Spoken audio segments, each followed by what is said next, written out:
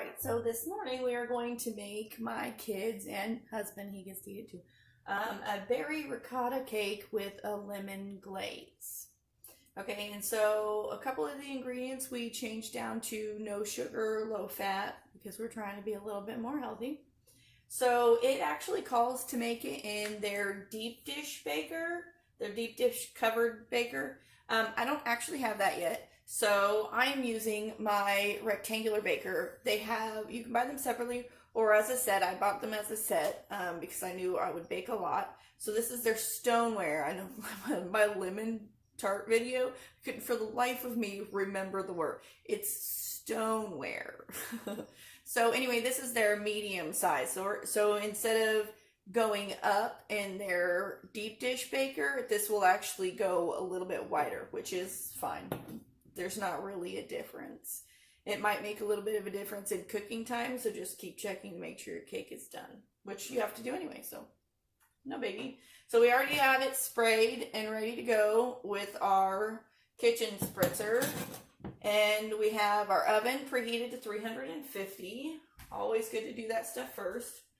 And then we are going to mix our dry ingredients in the classic batter bowl first. So it's their big one, and it has the white lid that goes on it. So if you're making something else, we won't have leftovers in here, but if you're making something else like the guacamole that we made in here. So we could cover it and keep it in the fridge.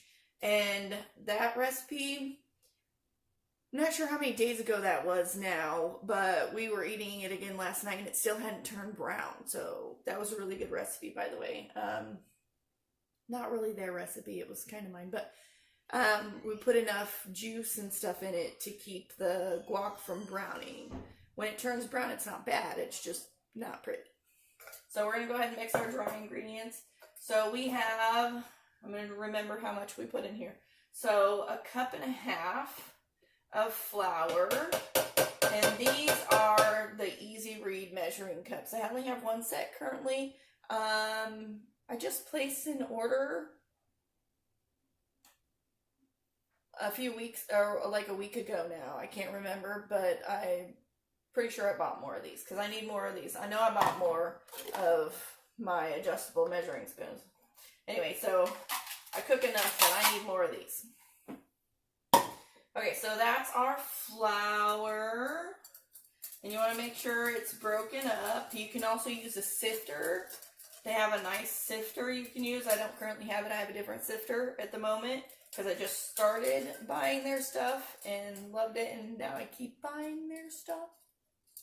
But you know it's good quality when your husband's okay with it.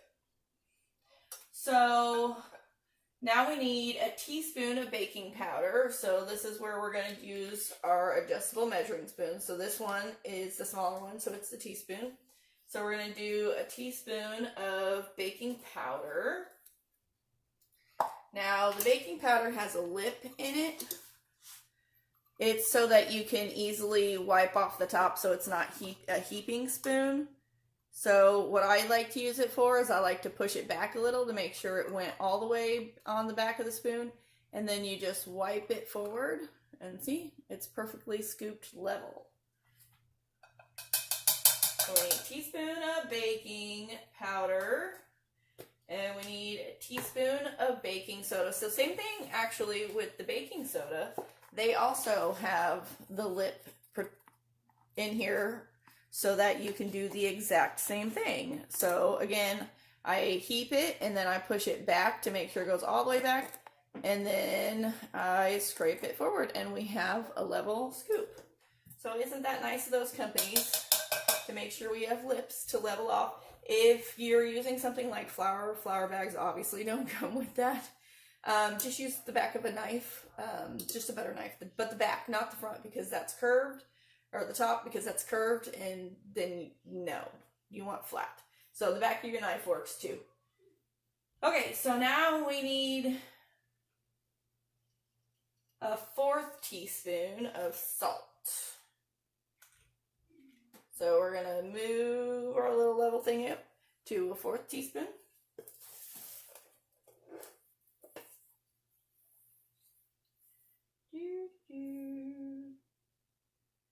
A 1/4 teaspoon of salt.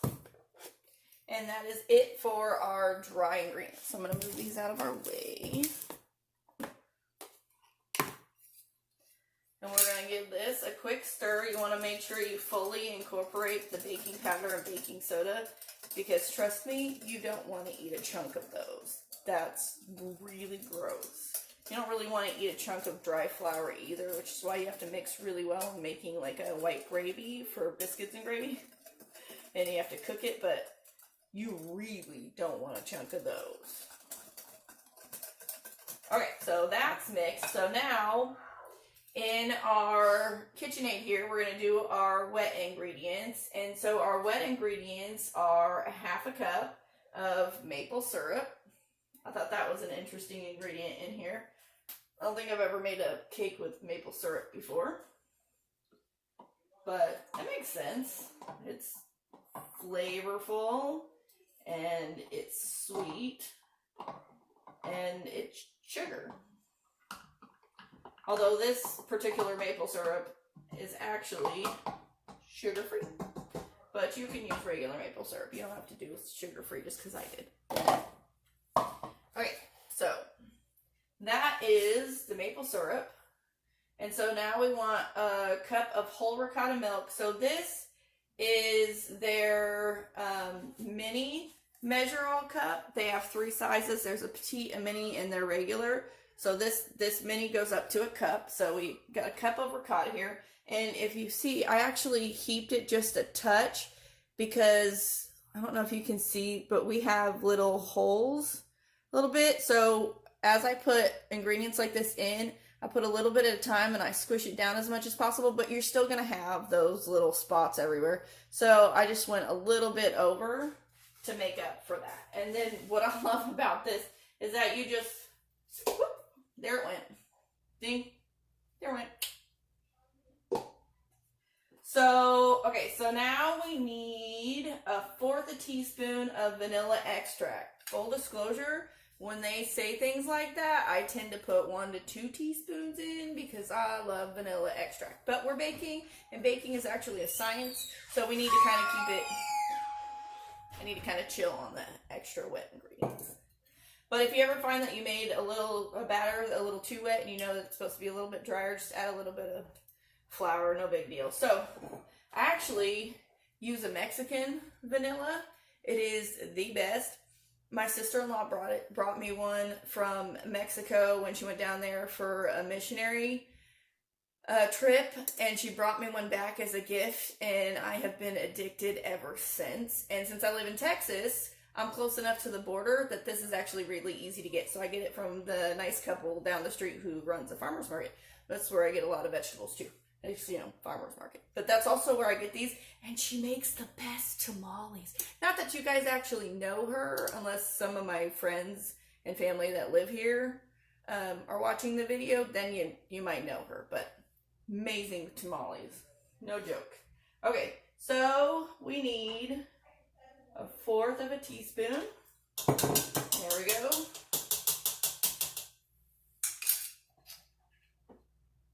And it smells so good. I love vanilla extract. Okay, so now we need 2 eggs. So we're just going to crack 2 eggs in here. And remember, if you're not comfortable, just crack it right into a bowl. So in case you do any shells. And if you do get any shells, it's really not that hard to scoop it out as long as you don't mix it before you scoop out the shells.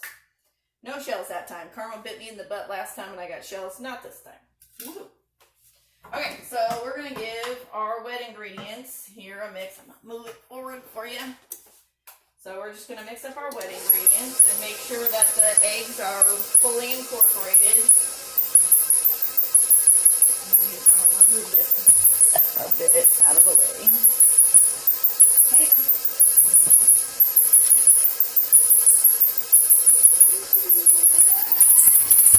I'm going to get all the chunks, for lack of a better term at the moment.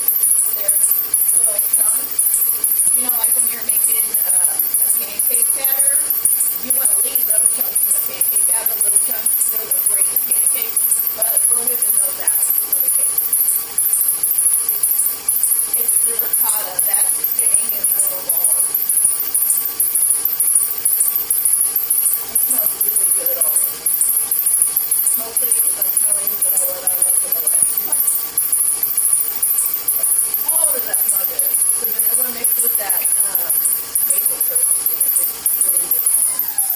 now we're going to pop her on low. And we're going to just slowly incorporate our dry ingredients so we don't throw flour everywhere, because that's a problem for me. And a problem for anybody else who does it, because then you just lost some of your dry ingredients. And you need those. So just slowly incorporating.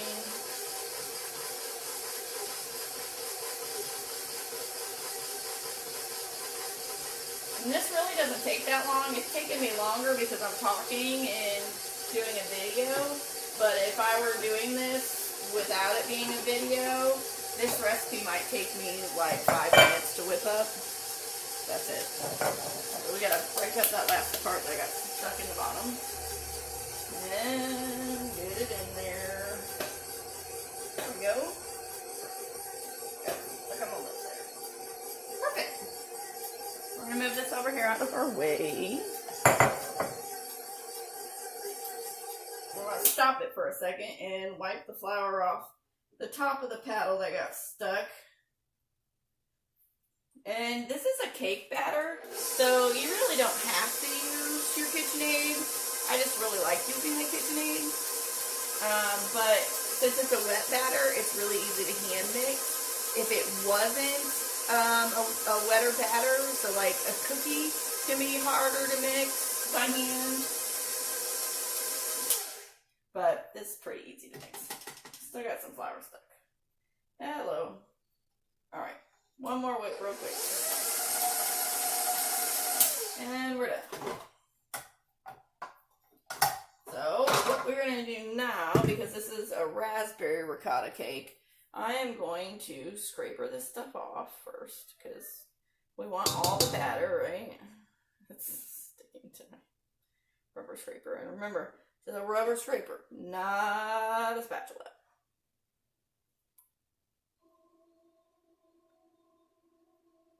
Just get that off.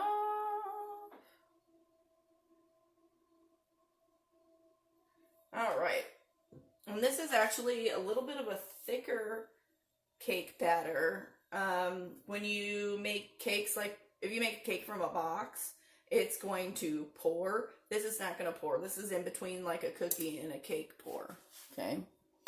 So now what we're going to do is we're going to take our 6 ounces of cleaned raspberries, whole raspberries. So I just washed them and then put them in here because it has holes to drain. So it's all clean. So we stick that in. Okay, and we're going to gently fold them in because we don't want to tear them up and break them too much, but we want to incorporate them throughout the whole thing. So that's what it's called, to fold. And to fold, it just means literally scoop, flip. Scoop, flip. And it doesn't take a whole lot to scoop, flip in this size of a container. So you just scoop and flip. So we're just wanting to gently incorporate it so we don't smash up the raspberries too much, because the raspberries throughout here are going to be very beautiful. Okay, and see, that didn't take long. There is our ricotta berry mix. And so now, I'm gonna turn this on. We're just going to put it in our baking dish. Okay?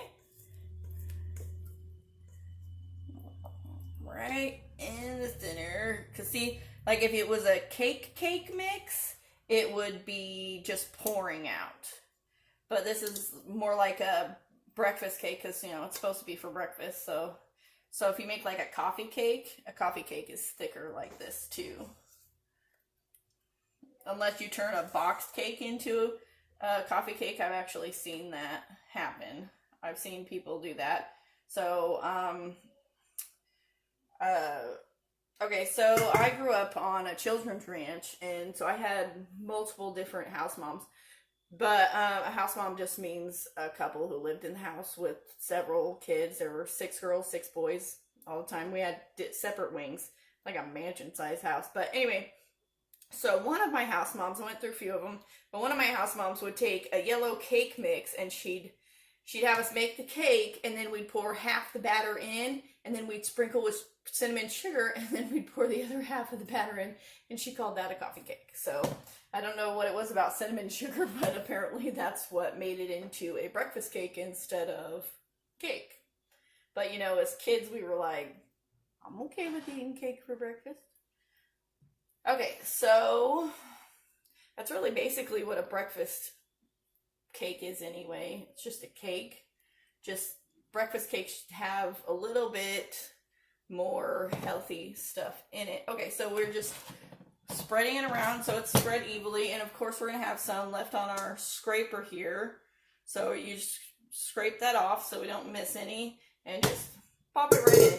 And as it cooks, it'll melt and then spread, and then it'll bake up. That's how the baking works. Okay, got some stuck on me.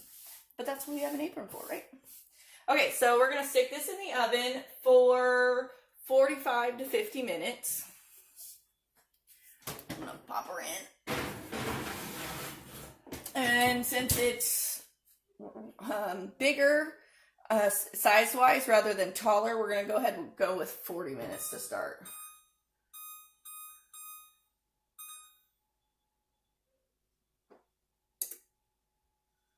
Oh, right. I'm forgetting how to use my own timer. How funny is that? I just put in I tried to put in 40 hours instead of 40 minutes. And so it told me I could only do 11 hours. Sometimes I forget I don't need the zeros on my oven. I do on the microwave, not on the oven. Okay, so while that's cooking, we're going to go ahead and make the glaze so it can sit. So we have our powdered sugar here. And what was that? This is 3/4 of a cup of powdered sugar. I had to remember how much to put in here. So you want to make sure that's all broken up. Okay, 3/4 of a cup. And then, do you remember our reserved lemon juice from our lemon tarts?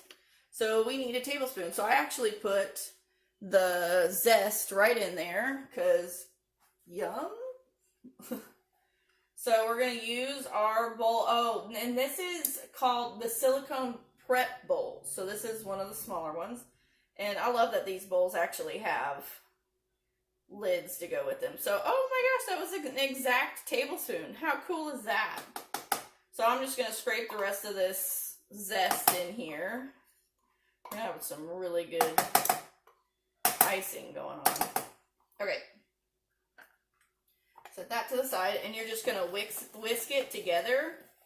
And if you need more liquid, that is perfectly fine. You can add more lemon juice. If you feel like you don't really want to cut open another lemon, you can add a little bit of water, whatever you'd like. I sometimes like adding a little bit of almond milk. I love almond milk. I don't drink it straight up. I can't do that. Then it's gross. But I love putting it on my cereal because for some reason almond milk is sweeter, and I get the unsweetened pure almond milk. There's no adding to it. But it just somehow makes it sweeter. So as a kid I learned how to eat cereal and then dump half a cup of sugar on my cereal, mix it in, and then I was eating half a spoon of cereal and half a spoon of sugar. Not good. Don't do that. But that's almost the taste it mimics when you use almond milk instead of cow's milk. So I found that to be very interesting. So this is a thicker icing. And for this particular recipe, we actually want it thicker. If you are doing something that you're sticking this on that's already cooled, then you're going to want it a little more thin so you can drizzle it better. But we're just going to keep it this thickness because we're going to put it on while it's warm. So it's actually going to melt and spread all over the place. So we actually want to keep it this thickness. But we're going to let it sit here so that the lemon can have a chance to completely break down that powdered sugar. Because remember, I don't really like powdered sugar sprinkled on anything. I don't like the taste of powdered sugar. I know a lot of people do, but I don't like it. So I wouldn't even put it on a funnel cake. And that's how people eat it. So I won't snack on my husband's funnel cake. That's why he buys them. But so we're gonna let it sit here and do its thing while that's baking, and then we will be back when it's done. And if I remember, I'll tell you how much time it ended up taking. Last time with the lemon tarts, I forgot to say they took 30 minutes instead of 20. By the way, if you've seen both of them, that might be interesting to you. So we'll be back, and I'll tell you how long it took to cook if I remember. And I will show you how to put the the icing on and we'll watch it melt. Okay, so our ricotta cake is finished, and it turns out it only took 40 minutes, so we were right on our guess. So it turns out I actually ran out of toothpicks, and that's how I test my cakes. Ran out of toothpicks, so that's okay. I used a knife. A very thin knife is all you need, and you just stick it right down, put it in the same hole. Stick it right down. If it comes out clean, it's done. Okay? They do also have a cake tester, which I actually want. It's a very thin pokey that you put in there, and that would work even better because then you don't have to keep buying toothpicks or realize you ran out of them. Okay, so this actually thickened up a little bit while it was sitting here. So I'm going to put, like I said before, I'm going to put a little bit of almond milk in it. It's almond milk, so you got to shake your container. Okay. Unsweetened. Okay, we're just going to put a touch. A touch is all we need. Always go with tiny amounts first. Okay. Then we're going to give her a little stir here. Whip it up. Ooh, that's a song. Whip it good. That's a really old song. Alright, so now all you're going to do while the cake is warm, so it drizzles and moves, you just want to just glob it on there. You can drizzle if you're better at this than I am, but I'm a globby person. Which is why I like putting these on while they're warm, because then they move themselves instead of making me do it, because I'm not that great at it. But even with it, it actually looks really pretty, because like the Jackson Pollock of food is really in these days, which is great for people like me who aren't that great at decorating. Can cook really well, can't decorate to save my life. Not even my house. I have to ask somebody else's opinion for colors and stuff. Alright, so we got all of our little glaze on here. And our oven mitts. I love these things. Anyway, obviously I love them because I can't stop saying that. So here is your cake. This is our raspberry ricotta cake. So we're just going to let it sit back and cool off before I feed it to my family so I don't burn their mouths.